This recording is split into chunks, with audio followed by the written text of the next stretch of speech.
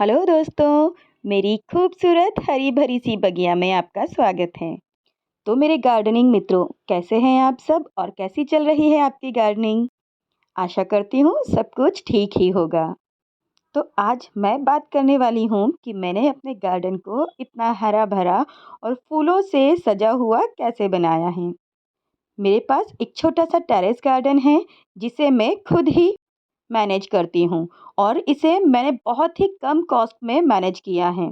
और इस एक्सपीरियंस के साथ मैं कह सकती हूँ कि आप भी अपने टेरेस गार्डन पर या बालकनी में बहुत छोटी सी जगह में ऐसे खूबसूरत गार्डन को क्रिएट कर सकते हैं और अपने गार्डनिंग के शौक को पूरा भी कर सकते हैं। मेरे पास जितने भी प्लांट्स हैं उनकी मैंने ज़्यादातर कटिंग लाकर अपने फ्रेंड्स या फैमिली से घर पर उसे प्लांट किया है। साथ ही वेजिटेबल्स और फ्रूट की गार्डनिंग मैं घर से निकलने वाले बीजों से ही करती हूँ। और मैं इसमें कंपोस्ट खाद का इस्तेमाल करती हूँ जो कि घर से किचन वेस्ट से बनती हैं। यानी ना तो मैंने नर्सरी से महंगे प्लांट्स खरीदे हैं, ना ही प्लांटर पर ज़्यादा खर्चा करती हूँ और ना ही खाद और पेस्टिसाइड्स पर। फिर भी मेरे पास है ढेरों colourful flowers, vegetables and fruit plants, वो भी छोटे से छत पर। और नतीजा आप सब देख ही रहे हैं, ये खूबसूरत फ्लावर्स उसी का रिजल्ट है। मैं अपने वीडियोस में अक्सर बताती रहती हूँ कि मैंने कैसे छोटी छोटी चीज़ों से प्लांटर क्रिएट किए हैं, कैसे मैं इन्हें पानी देती हूँ, कौन सी खाद डालती हूँ, मिट्टी कैसे तैयार करती हूँ, या फिर कैसे एक छोटे से गमले में एक से ज़्यादा पौधे उगा लेती हूँ। इन सभी टॉपिक पर मैंने अपने अलग अलग वीडियोस बना रखे हैं जिन्हें आप चैनल पर जाकर चेक कर सकते हैं। तो चलिए, आज हम बात करने वाले हैं कि मैं अपने इन प्लांट्स को कौन सी खाद देती हूँ और उसे मैं घर पर बिना किसी मेहनत और बिना किसी खर्चे के कैसे बनाती हूँ।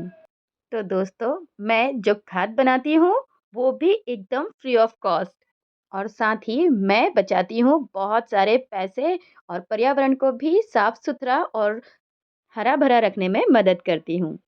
तो दोस्तों, आज मैं शेयर कर रही हूँ कि मैं किस तरह से किचन वेस्ट से अपने गार्डन के लिए कंपोस्ट बनाती हूँ। तो यहाँ पर मैंने एक वेस्ट बाल्टी ले रखी है। पेंट वगैरह की जो बाल्टी होती हैं जो कि वैसे ही यहाँ वहाँ पड़ी रहती है, उसका इस्तेमाल मैंने यहाँ पर कंपोस्ट बनाने के लिए किया है। इस बाल्टी में एक लेयर हम सबसे पहले डालेंगे मिट्टी की, और उसके बाद डालेंगे किचन से निकलने वाला वेस्ट। इस किचन वेस्ट में हम लेंगे हरी सब्जियों के छिलके, उसके डंठल, सड़ी गली सब्जियां जो कि सब्जी कट करने के बाद कचरे के रूप में निकलती हैं। इस तरह गोभी का जो बचा हुआ हिस्सा होता है जिसे हम सब्जी में नहीं डालते, उसे भी हम यहाँ पर कंपोस्टिंग के लिए इस्तेमाल कर सकते हैं। मैं इसे छोटे छोटे टुकड़ों में इसलिए तोड़ रही हूँ ताकि ये डीकम्पोस्ट जल्दी हो जाए और हमें जल्दी खाद मिल सके। फ्रूट्स के छिलके आप इसमें डाल सकते हैं। यूज़ होने के बाद जो चाय पत्ती बचती है उसका इस्तेमाल कर सकते हैं। गार्डन से निकलने वाले सूखे फूल, पत्तियाँ, झाड़ू लगाने के बाद जो धूल मिट्टी बचती है ना, गार्डन में सूखी हुई पत्तियाँ, ये सब आप इसमें ऐड कर सकते हैं। इसके साथ ही न्यूज़पेपर के सूखे हिस्से, गत्ते के टुकड़े, घर की जो यूज़ हुई माला हैं, मंदिर के फूल, सभी चीज़ें मैं इसमें डाल देती हूँ। इस तरह से मैं बहुत सारा कचरा यहाँ-वहाँ डालने से बच जाती हूँ, और हाँ, इन फ्री की चीज़ों से बनता है एक बहुत ही कीमती खाद, जो कि पौधों को देता है बहुत ही खूबसूरत से कलर्स और ग्रीनरी। यही सब सीक्रेट है मेरे ब्यूटीफुल गार्डन के। आपने देखा, मैंने यहाँ बाल्टी में कोई छेद नहीं किया है।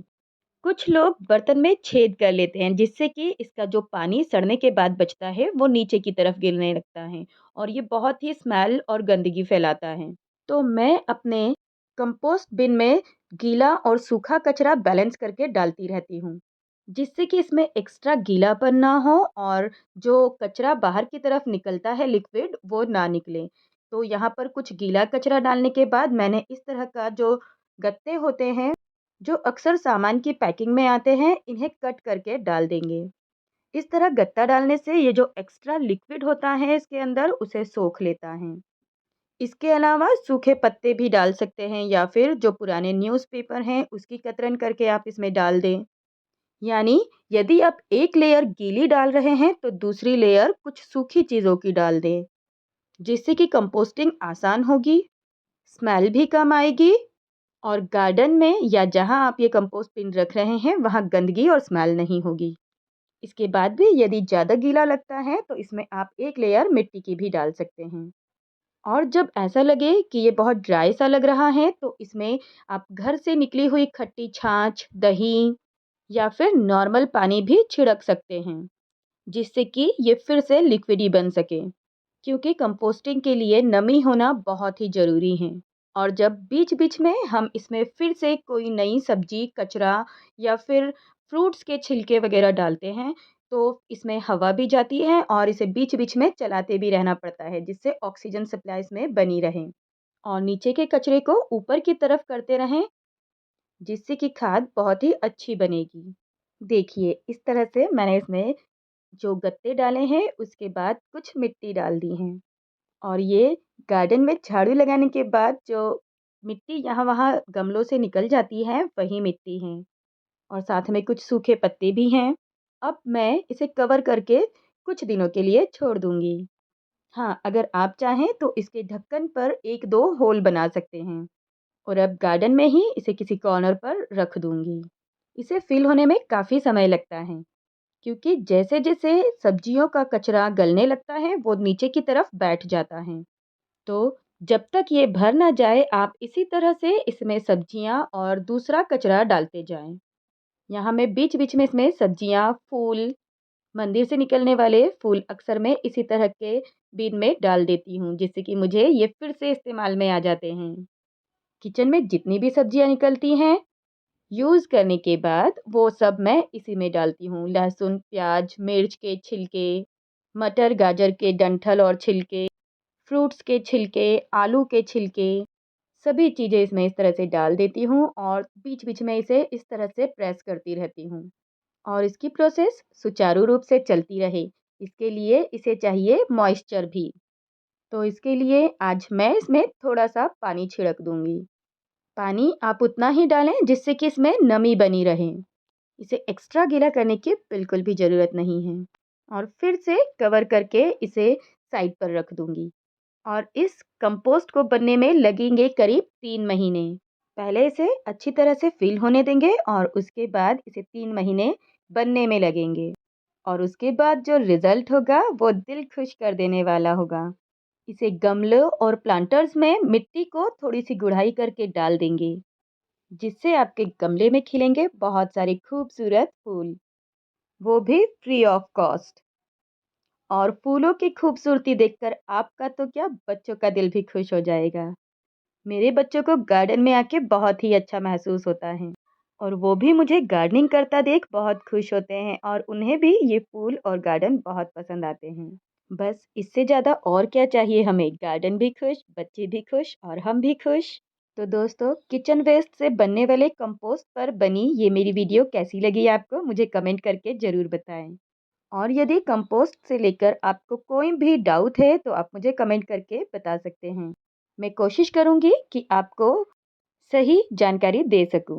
वीडियो पसंद आया हो तो प्लीज़ इसे लाइक ज़रूर करें और इसी तरह की और जानकारियों के लिए मेरे चैनल को सब्सक्राइब भी कर दें।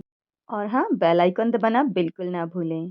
बेल आइकन को दबाकर आप पा सकते हैं हमारे वीडियो फ्री में, वो भी सबसे पहले।